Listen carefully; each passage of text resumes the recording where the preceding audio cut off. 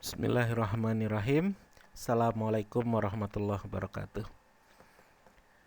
Alhamdulillah, bersyukur kepada Allah. Hari ini kita kembali diberi kesempatan untuk melanjutkan pembelajaran kita bab listrik dinamis, yang pada pertemuan ini adalah sesi 2, melanjutkan pertemuan yang kemarin. Nah, sebelumnya kita review dulu. Jadi pertemuan sebelumnya kita sudah belajar tentang arus listrik, yaitu aliran muatan listrik. Kemudian bagaimana arus listrik dapat mengalir pada suatu rangkaian, yang mana rangkaiannya harus tertutup, jadi saklarnya ditekan on, dan ada beda potensial dalam rangkaian itu. Kemudian arus listrik mengalir dari potensial tinggi ke potensial yang rendah. Kita juga sudah kemarin belajar terkait menghitung kuat arus listrik, yang merupakan muatan listrik yang mengalir per satuan waktu. Kemudian kita juga sudah belajar tentang hukum Ohm, yang menyatakan bahwa besar arus yang mengalir dalam suatu rangkaian tertutup berbanding lurus dengan besar tegangan dan berbanding terbalik dengan hambatannya. Jadi kuat arus listrik ini sebanding dengan tegangan. Maka ketika tegangannya tinggi, arus listriknya juga akan tinggi.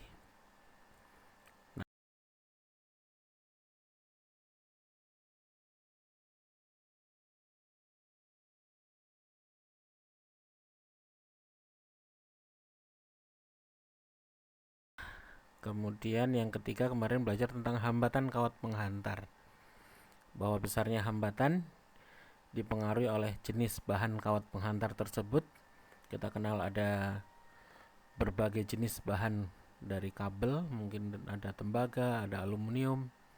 Kemudian tergantung pada panjang kawat penghantar tersebut dan luas penampang kawat penghantar. Rumusnya juga sudah kita pelajari bersama dan latihan juga sudah dikerjakan. Baik, kita melanjutkan. Hari ini topik kita tentang hukum Kirchhoff. Nah, tentang arus listrik pada suatu penghantar. Nah, suatu penghantar yang tidak bercabang, maka kuat arus di titik manapun dalam rangkaian adalah sama besar.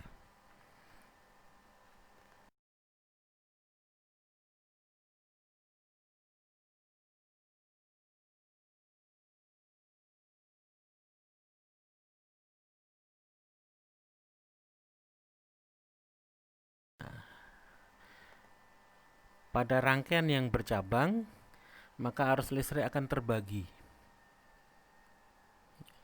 Cabang 3 terbagi menjadi 3. Besarnya sama? Belum tentu. Antara I1, I2, dan I3 belum tentu sama, tergantung pada besar hambatan dari tiap cabang yang ada. Maka hukum Kirchhoff kemudian juga disebutkan bahwa pada rangkaian yang bercabang, kuat arus yang masuk titik percabangan itu sama dengan jumlah kuat arus yang keluar dari titik percabangan. Jadi dari gambar akan nampak bahwa I kuat arus akan sama dengan I1 ditambah I2 ditambah I3. Nah, sebagai contoh kalau ada rangkaian seperti ini. Nah, kita diminta menghitung I1 berapa, I2 berapa, I3 berapa. Nah, perhatikan gambar. Coba teliti bahwa I1 diperoleh dari kita mengamati titik P, di mana pada titik P I yang masuk adalah 100, kemudian yang keluar ada 40 yang di atas dan 20 yang di bawah, kemudian yang langsung I1. Maka kita akan dapatkan I1 sama dengan 40 mA, supaya jumlahnya sama. 40 tambah 40 tambah 20. Kemudian selanjutnya I2. I2 ini gabungan dari I1 dengan 20 mA, maka I2 akan kita dapatkan pada titik Q sebesar 60 mA.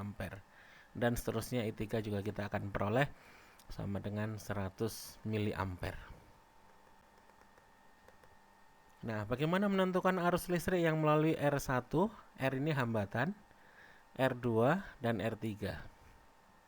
Nah, maka kita bisa menghitung bahwa I1 arus yang melalui R1 itu sama dengan V dibagi R1. I2 V dibagi R2. I3 V dibagi R3. Nah, silakan menghitungnya. Kita masuk ke rangkaian seri dan rangkaian paralel. Nah, ini rangkaian seri. Kita melihat rangkaian seri ini rangkaian yang tidak bercabang. Jadi meskipun ada 3 lampu, semuanya lurus, tidak bercabang. Nah,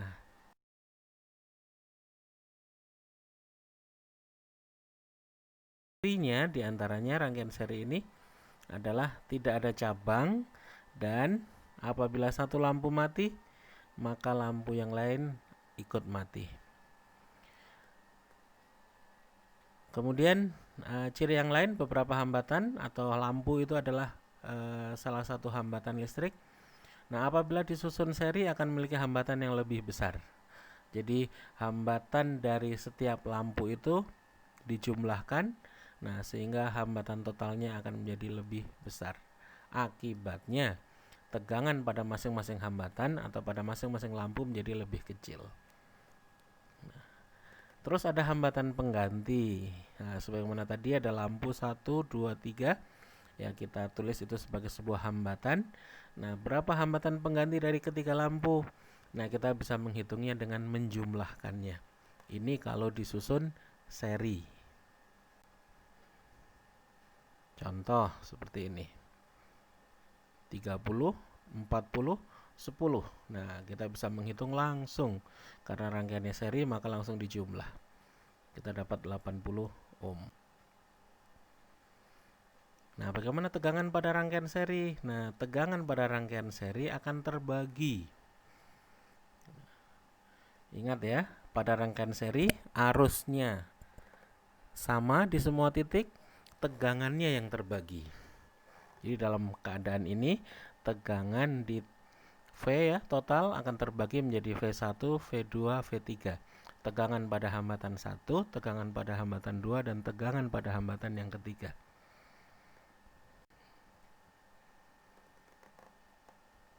Nah, sekarang kuat arus pada rangkaian seri yang tadi saya sebutkan. Kalau kuat arusnya I1 sama dengan I2, sama dengan I3, dan sama dengan I yang keluar dari baterai. Jadi semua titik pada rangkaian itu untuk rangkaian seri I atau arusnya besarnya sama.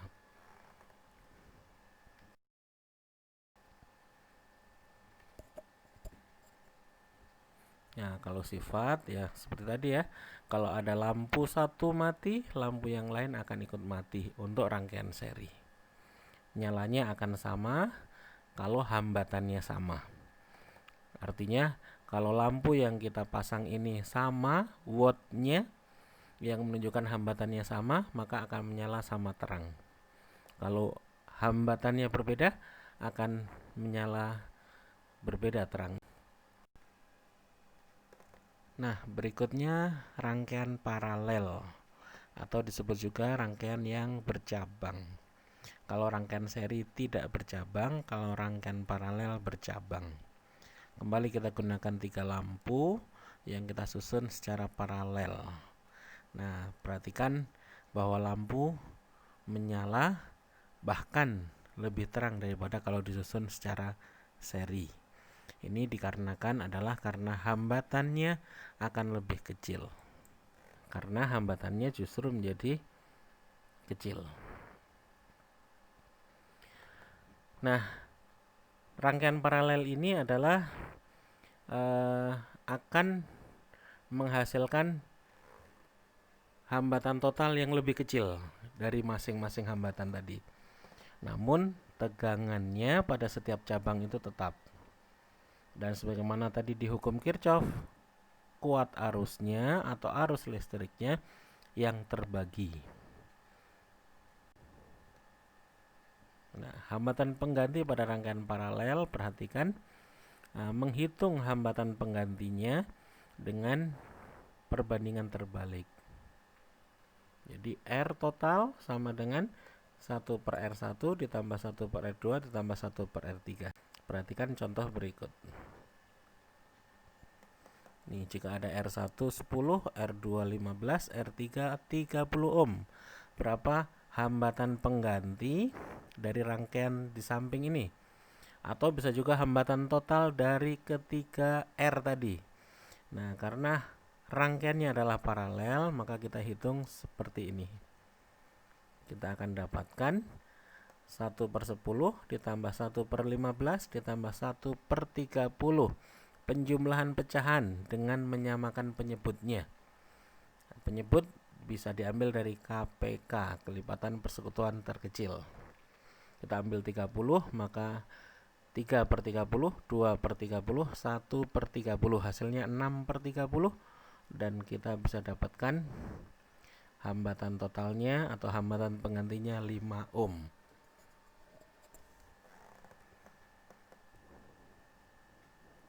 Bagaimana tegangan pada rangkaian paralel? Nah, tadi ya, tegangan pada rangkaian paralel tetap sama dengan tegangan sumber.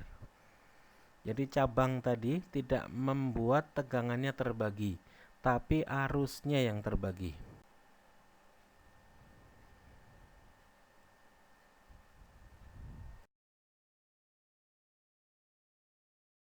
Nih. Sifat rangkaiannya bagaimana? Nah, sifat rangkaian kalau kita menyusun lampu secara paralel, apabila satu lampu mati, oke, nggak ada masalah, lampu yang lain masih akan menyala. Oleh karena itu, di rumah-rumah PLN merangkai sambungan listrik di dalam rumah secara paralel, sehingga apabila satu lampu mati atau satu peralatan tidak difungsikan, maka peralatan yang lain atau lampu yang lain tetap menyala. Nah, ini rangkaian paralel. Lihat lampunya ya, lampu ini rangkaian paralel. Kalau baterainya disusun secara seri. Ini ketika kita on kan nyala, yang lain karena tidak di on kan ya tetap mati. Yang ketiga kita nyalakan, menyala juga. Yang keempat menyala. Yang kedua menyala. Nah, ya, bagaimana kalau satu dimatikan? Maka yang lain tetap masih menyala. Ya, ini rangkaian paralel. Baik, ada latihan soal. Silakan dikerjakan kembali karena ini terkait dengan keterampilan ya, skill. Bagaimana menyelesaikan setiap soal agar tidak hanya bisa, tapi bisa cepat dan akurat. Ini rangkaian campuran ya. Rangkaian campuran itu apa? Campuran antara seri dan paralel. Perhatikan gambar. Nah, kita menyelesaikannya antara yang paralel dulu. 30 dengan 15 ini diselesaikan dulu. Maka secara paralel dihitung akan didapatkan hambatan antara 30 dengan 15 sebesar 10 ohm.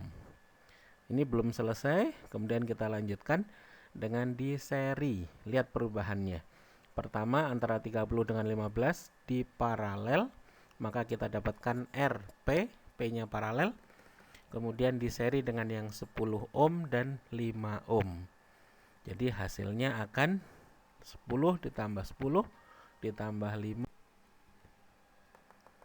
Nah, ini soal berikutnya, menghitung hambatan total dari rangkaian berikut.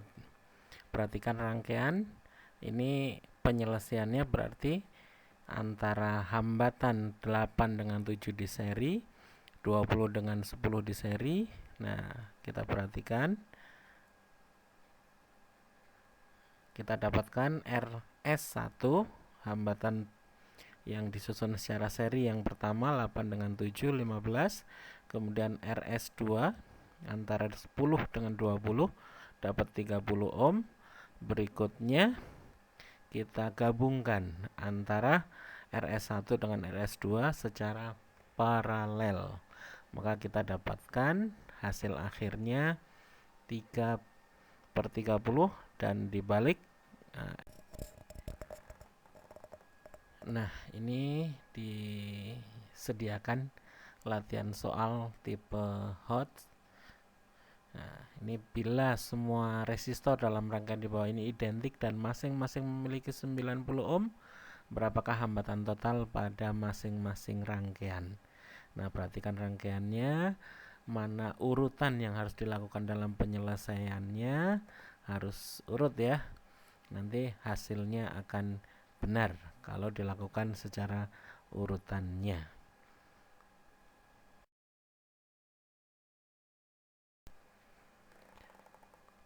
Nah, selesai sudah kita dalam pembelajaran hari ini. Kita akhiri sama-sama dengan membaca Alhamdulillahirrabbilalamin. Assalamualaikum warahmatullahi wabarakatuh.